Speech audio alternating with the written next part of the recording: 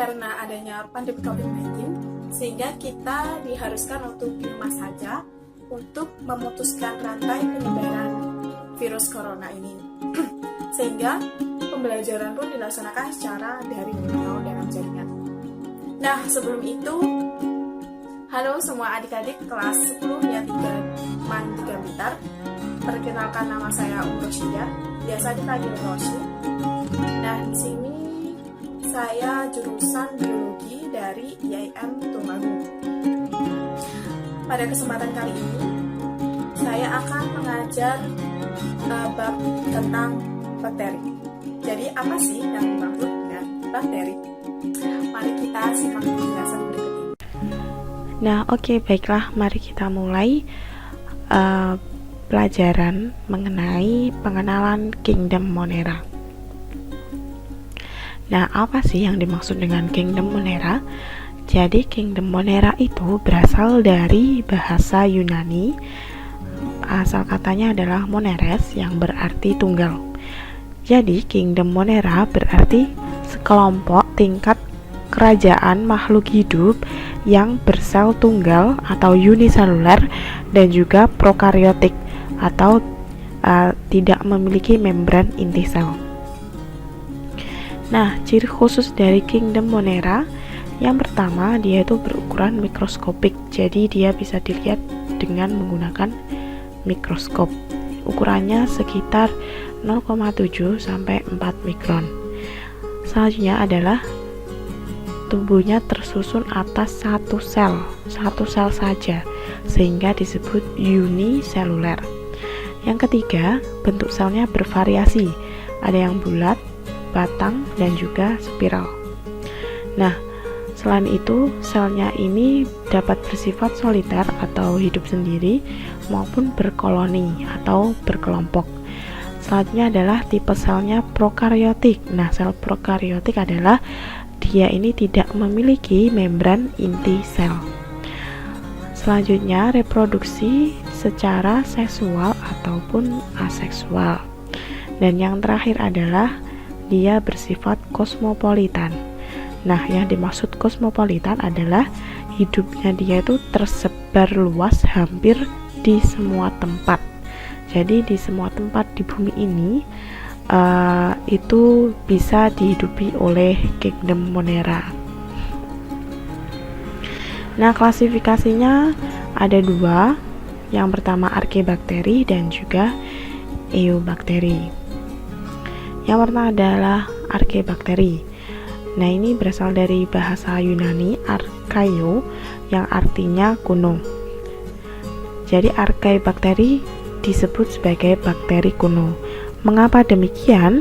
Karena si arkebakteri ini dianggap sebagai organisme tertua di bumi karena dia tuh bisa hidup di lingkungan yang ekstrim, yang mana lingkungan ekstrim ini diduga sama dengan lingkungan awal pembentukan bumi, seperti itu. Nah, ciri khusus dari arkebakteri yang pertama, dinding selnya tidak mengandung peptidoglikan, namun mengandung lipopolisakarida. Yang kedua, hidupnya bebas. Dia itu tidak bersifat parasit dan juga non-patogen atau tidak merugikan makhluk hidup yang lainnya. Yang ketiga, organisme ini bersifat ekstremofil atau dapat hidup di lingkungan yang ekstrim. Dan yang terakhir, dia bersifat anaerob ataupun tidak membutuhkan oksigen, seperti itu. Nah, ini klasifikasi dari arkebakteri. Yang pertama ada halofilik, yang kedua metanogen, dan yang ketiga termoasidofilik. Halofilik ini, bakteri ini dapat hidup di daerah kadar garam yang tinggi. Contohnya Halobacterium species. Dan yang kedua metanogen. Nah, metanogen ini si bakteri dapat hidup di daerah yang memproduksi metan. Contohnya ini di dalam tubuh hewan ruminansia. Dan yang terakhir adalah termoasidofilik. Termo berarti suhu dan asid adalah asam. Jadi bakteri ini dapat hidup di lingkungan suhu dan juga kadar asam yang tinggi. Nah, klasifikasi yang kedua adalah Eubacteria. Eubacteri berasal dari dua kata, yaitu eu dan bakteria. Eu berarti sejati dan bakteri berarti bakteri. Jadi Eubacteri memiliki arti bakteri yang sejati. Nah, bakteri ini adalah bakteri yang sering kita jumpai di kehidupan sehari-hari. Jadi dia disebut bakteri yang sejati, seperti itu. Nah, ciri khususnya yang pertama, dia memiliki dinding sel dengan bahan peptidoglikan.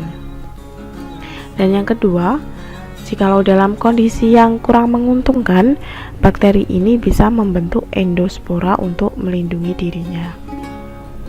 Nah, sekarang adalah struktur bakteri. Ini banyak sekali ya struktur bakteri.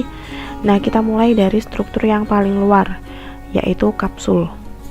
Nah, kapsul ini merupakan lendir yang melindungi si bakteri. Nah, fungsinya ini sebagai pelindung seperti tadi yang telah saya katakan.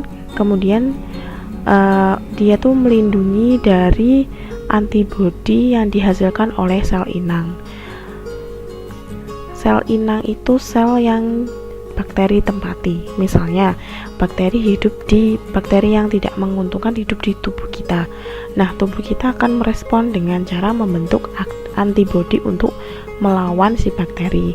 Nah, tapi bakteri juga memiliki memiliki pertahanan diri, yaitu kapsul ini untuk melindungi tubuhnya dari antibodi yang dikeluarkan oleh sel inang, seperti itu. Dan yang kedua adalah dinding sel. Dinding sel ini letaknya di bawahnya dari kapsul ya. Nah, fungsi dari dinding sel adalah untuk memberi bentuk sel, kemudian memberi kekuatan dan juga melindungi sel serta sebagai pertukaran zat. Nah, yang ketiga adalah membran plasma. Membran plasma ini organ yang vital bagi bakteri. Jikalau membrannya rusak, maka bakteri akan mati. Nah, fungsi dari membran plasma adalah untuk melindungi bagian dalam sel, kemudian juga sebagai alat transportasi zat, seperti itu. Nah, selanjutnya adalah flagel. Ini flagel. Flagel merupakan alat gerak dari bakteri. Dan yang bagian luar terakhir adalah pili. Pili ini serabut yang pendek ya. Ini berfungsi sebagai alat lekat untuk bakteri dan juga dapat digunakan sebagai transport DNA. Nah, kemudian bagian dalamnya kita mulai dari sitoplasma. Sitoplasma ini cairannya bakteri. Nah, fungsi dari sitoplasma adalah sebagai tempat terjadinya metabolisme. Nah, selain sitoplasma, ada juga yang disebut nukleoid. Nah, ini nukleoidnya warna pink.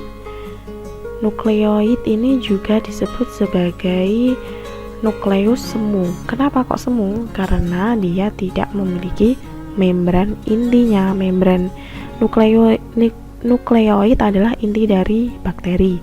Nah, karena dia bersifat prokaryotik atau tidak memiliki membran inti sel, maka dia disebut sebagai nukleus semu. Kalau eukaryotik dia memiliki membran inti, disebut nukleus intinya. Kalau di prokaryotik disebut nukleoid. Nah, fungsi dari nukleoid ini yaitu ini tempat berkumpulnya DNA sirkuler. Jadi dia dapat berguna sebagai pengendali sintesis protein dan juga pembawa sifat gen. Nah, selanjutnya adalah ribosom. Ribosom adalah bagian yang hitam-hitam ini. Fungsi dari ribosom adalah sebagai tempat pembentukan sintesis protein. Dan yang terakhir adalah plasmid. Ini plasmid merupakan DNA selain dari DNA sirkuler. Kan sirkuler yang ini. Kalau plasmid itu DNA-nya terpisah. Nah, fungsi dari plasmid adalah pembawa gen tertentu yang dapat ditransportasikan ke sel yang lain. Seperti itu. Nah, terima kasih atas perhatiannya. Semoga kalian paham dan bermanfaat. Saya akhiri. Wassalamualaikum warahmatullahi wabarakatuh.